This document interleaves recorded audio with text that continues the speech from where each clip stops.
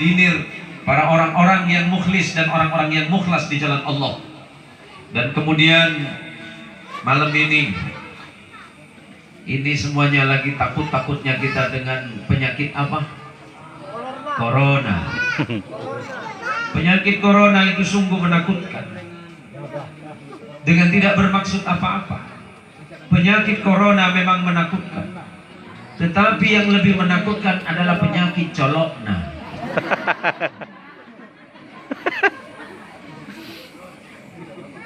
Benar? Penyakit corona bahaya, Pak. Tetapi yang tidak kalah bahaya colokna. Gara-gara colokna ribut kita dengan tetangga. Kalau corona menjauhkan kita dengan tetangga. Corona menjauhkan kita dengan teman dari warung kopi. Ini ada enggak? Warung kopi ini. Yang bahaya adalah penyakit colokna.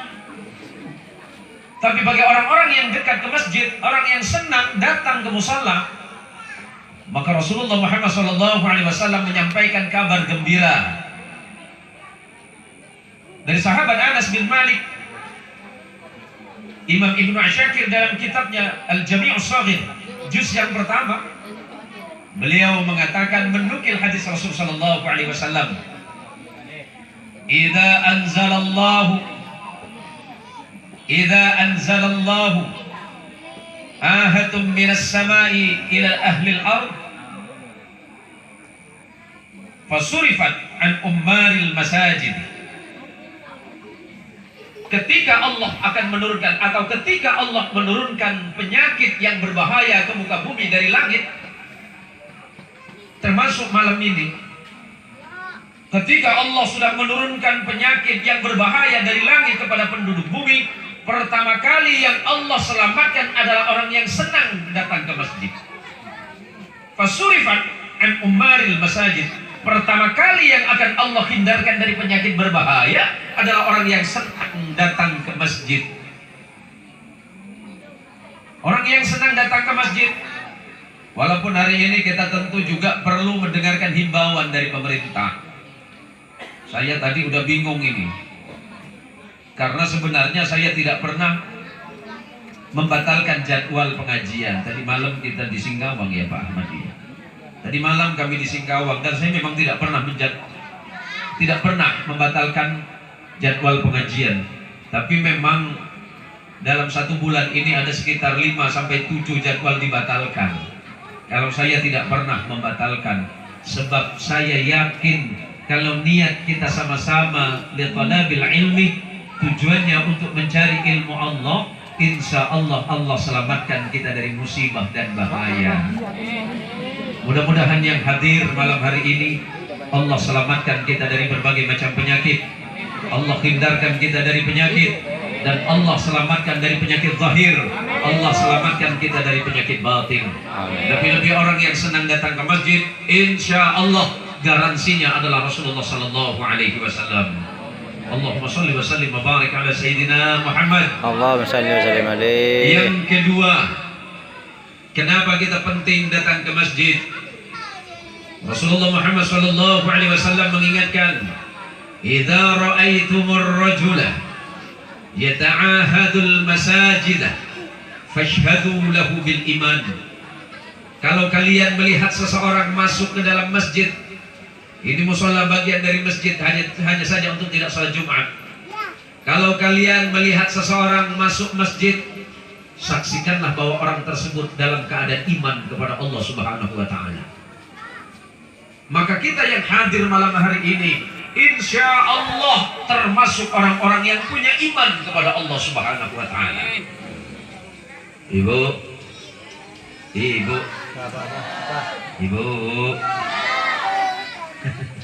Iya, kebiasaan nyelok lagi naruhnya. Bu, sebentar lagi Ramadan. Berapa hari lagi? 1 bulan lebih sedikit Pak Ustadz, 31 atau 32 hari. Ibu sudah siap-siap belum? Persiapan ibu apa? Persiapan masuk Ramadan, ibu-ibu nyiapin apa? Baju. Baju. Kita apa serius? Jangan mau norenggang, gang apa ya? Allah wajib tak cek jauh. Saya nggak ada pak kotan dia. Gini loh. Lo penyakit ibu-ibu nih dulu pak. Insya Allah sami mawon sama saja dengan penyakit istri saya. 1 bulan 2 bulan sebelum masuk lebaran, yang di otak-atik itu, yang di otak-atik apa? Emping. Apa boleh kata? Air kaleng, arisan daging, baju. Nah ini ibu-ibu kan karya usaha udah beli baju berapa bu? Hah? Banyak. Iya banyak sih mengilah gini sebaju. Kita santai-santai saja bu ya. Kalau orang ngaji itu orang mahfiyah, orang ulama itu kan ngajinya santai. Oh ngajinya santai ya ngapain kita ngaji trek-trekan? Lah kulo boten saged, saya tidak bisa ceramah atau pengajian yang pakai takbir. Kan ini pengajian sing aku takbir. Kalau saya nggak biasa karena tenggorokan saya kecil. Makin kecil kan suaranya ranjau. Jadi begini. Karena tadi kita panitia mengadakan acara ini mendadak, sebenarnya jadwal hari ini saya di Jawa Tengah, di Semarang. Cuma karena panitia Semarang membatalkan jadwal karena penyakit corona tadi, maka saya batalkan. Bukan saya batalkan karena memang panitia yang batalkan. Kemudian Pak Ahmadi ngasih tahu bahwa malam ini pengajiannya di sini. Enggak apa-apa mendadak. Panitianya mana tadi? Yang sambutan mana? Ompeannya. Pengajiannya mendadak tidak apa-apa. Tidak ada spanduk dan gambar saya tidak apa-apa. Yang saya takut amplopnya yang nggak ada ini.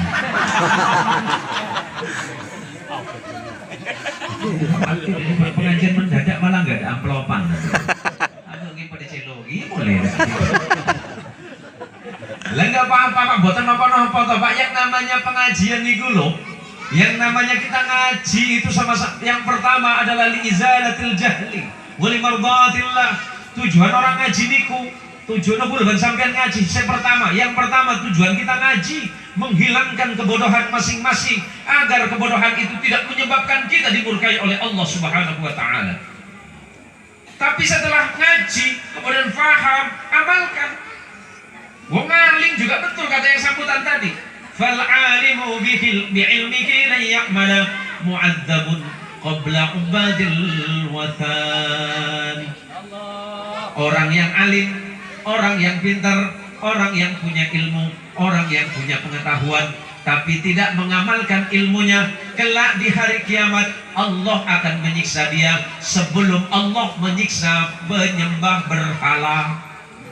Penyembah patung memang disiksa oleh Allah di neraka, tapi yang paling bahaya kalau ada orang alim, ada orang pintar, ada ustaz menyembunyikan ilmunya, ada kiai tidak mau menyampaikan ilmu Allah, tidak mau mengamalkan ilmu Allah, ada ustaz yang alim, ada ustaz dan pintar yang alim, tapi tidak mau mengamalkan ilmu Allah dalam hatinya, Allah bakal menyiksa dia sebelum Allah menyiksa penyembah patung dan berhala. Bahaya. Maka malam ini kita berharap kepada Allah, setelah kita mendengarkan pengajian malam ini, pulang ke rumah masing-masing, iman kita semakin bertambah kepada Allah Subhanahu wa taala. Ibadah kita semakin baik, takwa kita semakin baik, sabar kita semakin baik, sebab hidup ini adalah ujian dari Allah Subhanahu wa taala. Allah menjelaskan, ma asaba min musibatin fil ardi wala fi anfusikum illa fi kitabin qabla an nabra'aha. Tidak ada musibah di bumi ini dan tidak ada musibah yang menimpa kalian kata Allah, melainkan semuanya sudah dicatat dengan betul oleh Allah sebelum Allah menurunkannya ke bumi. Sebelum kita lahir, takdir kita sudah dicatat. Dawuhipun sampun ngendikan Kanjeng Rasulullah ampun adabu. Rasulullah sudah menyatakan dalam hadis ahad yang diriwayatkan oleh sahabat Abdullah bin Amr bin As dalam Sahih Muslim, qaddarallahu al-maqadira qabla an yakhluqa as-samawati wal ard bi alfi khamsina sana. Takdir manusia sudah Allah tetapkan sebelum Allah menciptakan langit dan bumi. 50.000 tahun jaraknya. Sebelum Allah ciptakan langit, sebelum Allah ciptakan bumi, takdirnya saya sama sampean sudah Allah tetapkan 50.000 tahun sebelumnya. Maka mudah-mudahan yang hadir malam hari ini ditakdirkan oleh Allah menjadi orang yang salih, ditakdirkan orang yang salihah, ditakdirkan sebagai orang-orang yang bertakwa kepada Allah Subhanahu wa taala. Masalah musibah yang datang, syukuri musibah ini, sebab dengan bersyukur bisa jadi Allah mengangkat musibah dan semakin mendekatkan hati kita kepada Allah Subhanahu wa taala. Kalau hari ini kita merasa miskin, jangan bersedih dengan kemiskinan, sebab dengan kemiskinan yang menyebabkan kita dekat kepada Allah itu pasti lebih baik dibandingkan dengan kekayaan yang menyebabkan kita dimurkai oleh Allah Subhanahu wa taala. Buat apa kita punya harta banyak kalau ternyata harta yang banyak menyebabkan kita dimusuhi oleh Allah Subhanahu wa taala? Na'udzubillahi min dzalik, tsumma na'udzubillahi min dzalik. Kaya tidak dilarang selagi dalam kekayaan pertama kita bersyukur kepada Allah dan menjadikan kekayaan itu sebagai jalan untuk semakin dekat hati kita dan ibadah kita kepada Allah Subhanahu wa taala. Saudaraku sekalian yang dirahmati oleh Allah, kita bicara tentang Isra dan Mi'raj. Tujuan kita mengadakan Isra dan Mi'raj, Nabi Muhammad SAW tujuannya untuk mengingatkan hati kita betapa pentingnya ibadah salat. Rasulullah mengingatkan, boleh saya minum dulu Pak? Boleh. Minum tak boleh turun, minum geroma. Bismillah.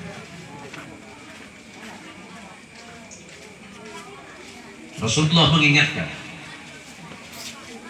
dengerin, ingat, al-ahdul ladzi bainana wa bainahumus shalah faman tarakaha qad kafara. Perjanjian yang membedakan kita dengan orang-orang yang lain adalah salat. Yang membedakan antara orang beriman dan tidak itu salat. Faman tarakaha qad kafara. Dan barang siapa yang dengan yakin, sadar dan sengaja meninggalkan salat, faqad kafara, dia kafir kepada Allah. Dia tidak salat tapi merasa berdosa kepada Allah, dia tidak kafir, dia hanya fasik. Orang yang tidak salat tapi sadar bahwa dia salah, itu fasik, dosa besar.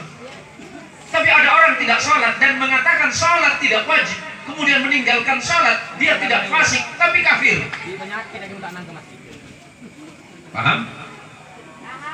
Khawatir ada yang ngajarin salat tidak penting. Cukup mengatakan eling, ingat sama Allah saja. Salat itu bukan eling, tapi salat. Nah begini, kalau orang ulama Jawa dulu pernah mengatakan, orang salat itu awalnya adalah niat niku, hakikine niat niku madhep nang Gusti Allah. Sesungguhnya niat yang benar adalah ketika ada kesadaran dalam hati bahwa dia sedang menghadap kepada Allah.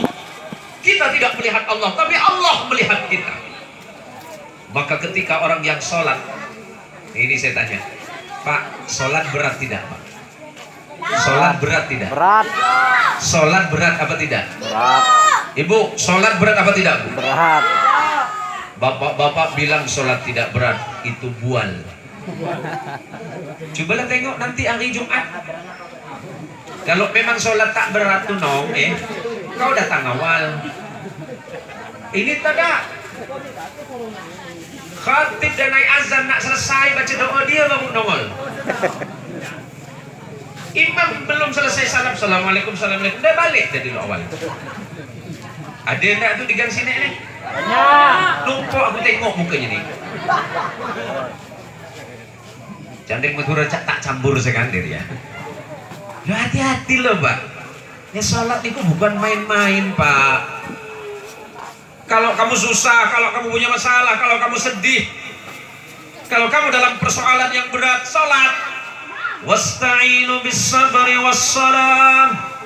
Wa innaha lakabiratun illa 'alal khashi'in alladzina yadhunnuna annahum mulaqu rabbihim wa annahum ilaihi raji'un. Itu salat loh, Pak. Wasta'inu bis sabri was salam. Jadikan kesabaranmu dan salatmu itu sebagai penolong bagimu. Kita tidak bisa meminta tolong kepada yang lain selain kepada Allah. Salat kita itu adalah cara bagaimana kita dekat kepada Allah. Salat kita itu bagaimana kita mengadu kepada Allah tentang persoalan kita. Salat itu adalah sebaik-baiknya takdir manusia ketika dia mampu sujud kepada Allah. Walaupun kaya nggak sujud, sia-sia kekayaannya. Walaupun dia berpangkat tapi tidak mau sujud kepada Allah, hina di hadapan Allah. Orang yang mulia adalah orang yang mau sujud kepada Allah. Oleh karenanya para jamaah, salat itu kata Allah, wa innaha lakabiratun illa 'alal khashi'in. Sesungguhnya salat itu berat kecuali bagi orang-orang yang khusyuk. Yang khusyuk itu macam mana Pak Ustaz? Quran mengatakan alladzina yadhunnuna annahum mulaqu rabbihim. Mereka yang menyadari dengan sebenar-benarnya bahwa mereka sedang menghadap dan bertemu dengan Allah dalam salatnya. Wa annahum ilaihi raji'un, dan orang yang sadar dan yakin bahwa suatu hari dia pun pasti akan kembali kepada Allah. Kalau salat saja kita sudah perbaiki, maka Allah perbaiki hidup kita. Kalau salatnya tidak baik, tidak akan baik hidup kita. Maka kalau kita mau baik, perbaiki dulu salatnya. Kalau nggak paham Pak Ustadz, ada Ustadz, ada guru ngaji, ada kiai yang bisa kita tanyakan tentang bagaimana syarat sah dan rukun serta hal yang membatalkan salat. Tidak perlu malu. Jangan gara-gara kita gengsi, tidak mau tanya dengan orang yang lebih paham, sholat kita masalah. Nah begini nih, bismillahirrahmanirrahim, ambil berdiri ya. Sekarang ini Bu, ini biar gak pegel Bu. Jam berapa ini? Hah? Oh pikir aku gak punya bini. Allah makin di bini kok Jom. Bu, sekarang ini kan lagi musim orang nyalah-nyalahin orang. Kau salah sholat, takbir kau tak betul, kata dia. Ngapa pula tak betul? Padahal kita yang rata-rata muslim di Indonesia kan madhabnya Syafi'i. Hanya gara-gara kita takbir saja kita sekarang disalahin orang, tahiyat disalahin orang. Dulu dari kecil kita diajarin sholat sesuai dengan madhab Imam Syafi'i. Kalau kita takbir Allahu Akbar, letakkan di sini, di udel. Tapi madhabnya Imam Hambali boleh Allahu Akbar di sini. Jadi kalau nanti di Masjid Teko ada orang Allahu Akbar, nah itu madhab Hambali. Maliki agak turun Allahu Akbar, Maliki. Imam Hanifah atau Hanafi Allahu Akbar agak di bawah. Yang di samping sebagian madhab Maliki Allahu Akbar, ada yang di samping tidak begini, itu Maliki. Yang bahaya ini masuk masjid, ada orang takbir Allahu Akbar, ada yang macam ini. Jadi dia tanya, Pak Ustaz, macam mana hukumnya orang yang sholat tangannya begini, takbir dia. Kau terasa terganggu? Enggak terganggu lah, kau balas Allahu Akbar. Dia sama-sama ber.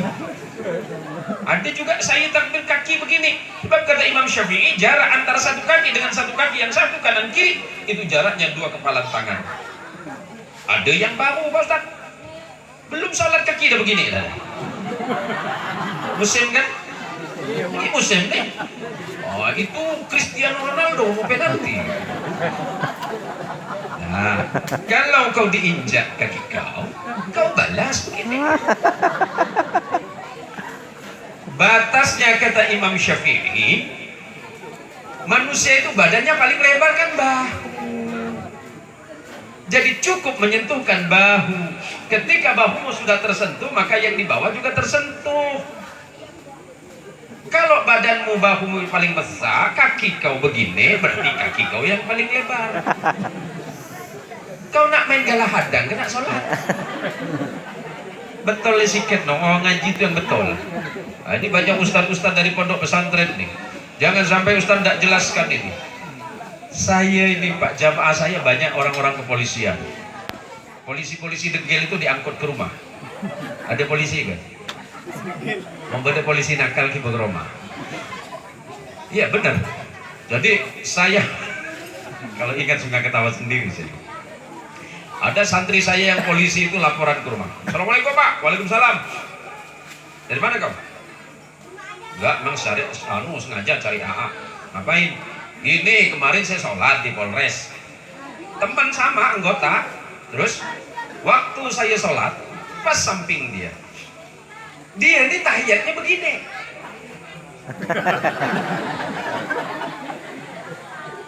Betul Kak? Betul. Karena memang ada madhab yang mengatakan begitu, sebab dia menerjemahkan hadis Nabi wa taharraka, dia menggerakkan. Yang Imam Syafi'i menggunakan taharrak itu menggerakkan, bukan menggerak-gerakkan. Jadi saya sholat ini udah tak khusyuk, makin tak khusyuk nengok cari dia. Ini tahiyat malah medam nggak katanya? Medam dia punya tangan.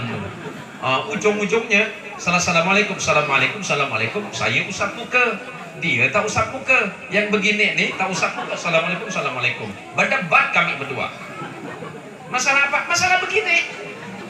Dia bilang tahiyat aku tak betul karena cuma begini, asyhadu an la ilaha illallah. Itu Syafi'i. Kata Imam Hanafi, asyhadu an la ilaha illallah. Tapi kata Hambali, at-tahiyyatul mubarakatuh shalawatu thayyibatu lillah. Maliki pun mengatakan asyhadu an la ilaha illallah. Kalau Malik Syafi'i asyhadu an la ilaha illallah.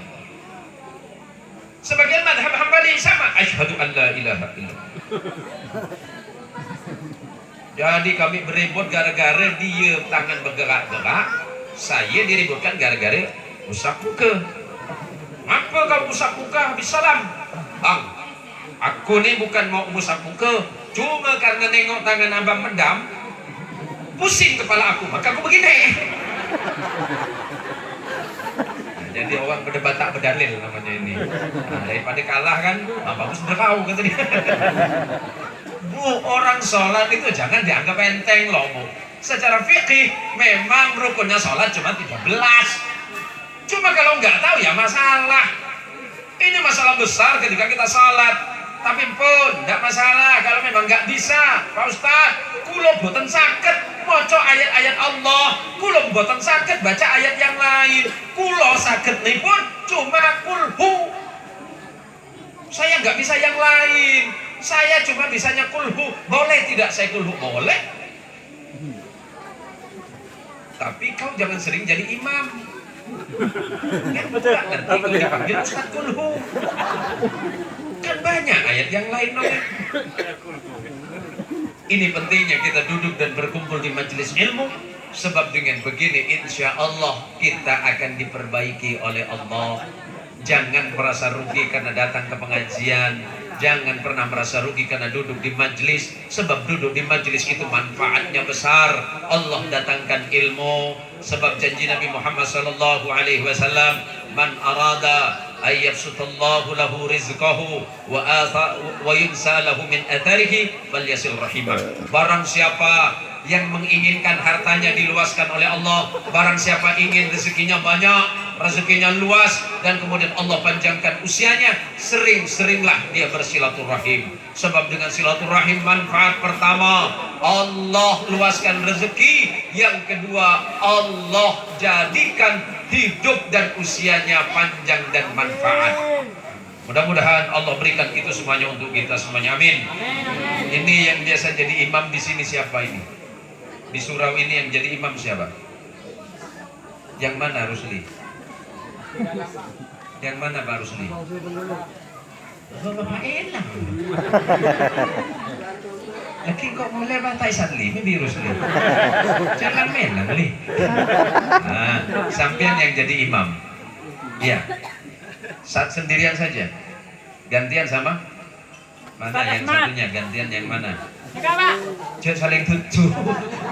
Oh, ge, jenengan ge. Ini sebentar lagi kan mau Ramadan.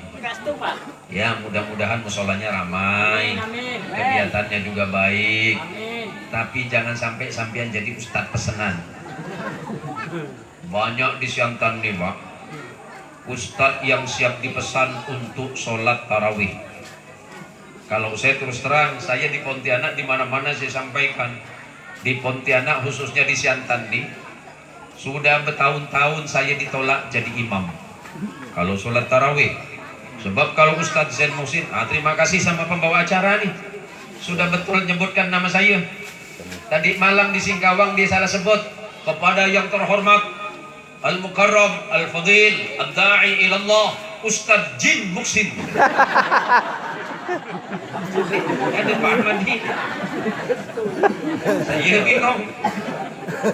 Aduh. Ini kalau yang ceramah jin, berarti yang hadir siapa? Gendro. Betul lah sikit. Alhamdulillah, makasih banyak nih, makasih belonggo ya. Dan betul nyebutkan nama saya, Ustadz Zain Muhsin. Alhamdulillah, saya khawatir tadi itu. Ya Allah, mudah-mudahan dia tak salah sebut lagi. Ya Allah. Pak, sekarang nih kalau di Siantan saya sudah bertahun-tahun nggak jadi imam tarawih, hanya hari-hari tertentu saja. Sebab yang suka protes ibu-ibu, lama gitu dia. Asal saya datang, ibu-ibu udah mulai kecil dan nyanyi. Siapa datang? Ustadz Jen. Mulai saya takbir, Allahu Akbar. Yang di belakangnya balik. Apa balik dong? Jam 10 mau jejak gitu ya. Ya Allah, sholat itu Pak, kalau jadi imam hati-hati. Kalau baca ayat, baca Fatihah, baca surah, itu yang paling penting itu tartil. Tuh tanya sama qori yang suaranya luar biasa itu. Warattilil Qur'ana tartila. Dan bacalah Quran itu dengan bacaan tartil, dengan bacaan yang betul, tajwidnya betul, suaranya bagus, kemudian fasahah atau fushah. Tapi kalaupun memang tak ada, minimal tajwidnya betul, minimal hurufnya tidak tertukar. Kalau saya jadi imam itu kan agak susah dikit diikuti oleh imam yang lain. Yang laku di Siantan ini, kalau imam tarawih dengan kecepatan sholat 360 km per jam, itu laku. Hati-hati, ini Rusli nampaknya. Mulai dia start awal, Allahu Akbar. Bismillahirrahmanirrahim. Alhamdulillahirabbil alamin arrahmanir rahim maliki yaumiddin iyyaka na'budu wa iyyaka nasta'in ihdinas siratal mustaqim siratal ladzina an'amta 'alaihim. Amin. Ruku sama sujud tak jelas. Bergulung-gulung di rukungan sujud. Dengerin ya. Mumpung kita ngaji salah satu rukun sholat nih tumakninah dalam bacaan, tumakninah dalam gerakan. Batas tumakninah paling pendek itu seperti kalimat subhanallah. Bangun dari ruku, sami Allahu liman hamidah, kira-kira subhanallah, terus turun ke sujud. Antara sujud juga tumakninah, kemudian bangun lagi tumakninah. Antara perpindahan rukun satu dan kedua ketiga keempat harus tumakninah. Jangan sholat kita ini main-main. Kalau sholat kita main-main, maka semuanya akan dipermainkan. Kalau sholat kita sudah betul, ibadah kita sudah baik, insya Allah semuanya akan baik dan betul. Itulah Pak. Hati-hati. Kalau saya di Siantan sudah nggak jadi imam. Itu tadi ibu-ibu udah tengok. Wah, pengumuman tanggal 3 Ramadan Ustadz Zain Muhsin. Yakin ibu-ibu tak datang. Ini sakit atau Ustadz Zain Muhsin nih. Maka mulai tanggal 15 setiap Ramadan saya mesti ke Jawa Tengah. Mulai Semarang, Salatiga, Boyolali, Solo, Jogja. Karena kalau di sana setiap satu malam itu minimal setengah jus. Oh, mau di sini setengah jus. Sini jangan kete setengah jus ya Pak Ustaz. Surat An-Nas dibagi 3. Ya Allah ya Rabb, maka malam ini kita berharap kepada Allah, kita mulai memperbaiki ibadah kita kepada Allah Subhanahu wa taala. Walaupun sholat kita tidak baik, tetapi paling tidak apa yang kita baca baik, gerakan kita baik, nanti pulang ke rumah insya Allah kehidupan rumah tangga kita akan diperbaiki oleh Allah Subhanahu wa taala. Para jamaah sekalian yang dirahmati oleh Allah, hidup kita yang Allah berikan kepada kita. Saya sampaikan hadis Rasulullah sallallahu alaihi wasallam yang disampaikan dan beliau wasiatkan kepada sahabat Abu Dzar Al-Ghifari. Rasulullah mewasiatkan 4 hal kepada sahabat Abu Dzar. Ya Aba Dzarrin, jaddidis safinata fa innal bahra amikun. Wahai Abu Dzar, perbaharuilah kapalmu, sebab lautan kehidupan ini sangat dalam.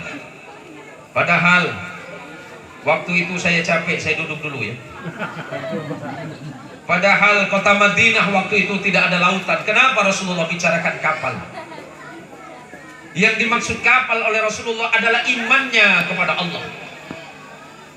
Kalau iman kita tidak sering-sering kita perbaiki, maka alamat kapal ini akan susah mengarungi lautan kehidupan yang banyak ujian dan persoalan. Jangan mengatakan beriman kepada Allah, tapi kemudian tidak siap diuji oleh Allah. Padahal Allah sudah menjelaskan, ahasiban nas ayyutraku ayyaqulu amanna wa hum la yuftanun. Adakah mereka menyangka setelah mereka mengatakan beriman kepada Allah, mereka akan dibiarkan saja oleh Allah, padahal mereka belum pernah diuji oleh Allah. Ustadz bakal diuji, kiai diuji, pejabat diuji, RT diuji. Ada Pak RT? Ada Pak RT? Mana Pak RT? Oh, Pak RT ada ya?